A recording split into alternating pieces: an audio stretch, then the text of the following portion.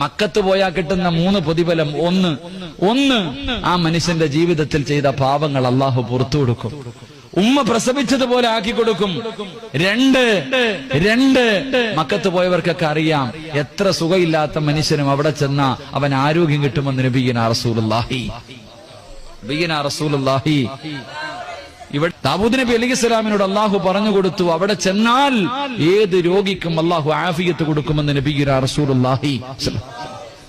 3 അള്ളാഹുബെ പടച്ചവനെ പരിശുദ്ധമായ കഅബാലയത്തിൽ പോകാൻ വേണ്ടി ചിലവഴിക്കുന്ന പൈസ നിനക്കൊരിക്കലും ദാരിദ്ര്യമുണ്ടാകില്ല എന്ന് നബിയിനാ റസൂലുള്ളാഹി.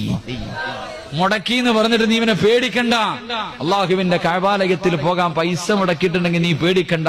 നിന്റെ ജീവിതത്തിൽ ഒരിക്കലും ഒരുത്തന്റെ മുന്നിലും കൈനീട്ടേണ്ട ഗതി അള്ളാഹു നിനക്ക് തരില്ലെന്ന് നബിയിനാ റസൂലുള്ളാഹി സ്വല്ലല്ലാഹു അലൈഹി വസല്ലം. അള്ളാഹു അവിടെ എത്താൻ ഭാഗ്യം നൽകി അനുഗ്രഹിക്കും.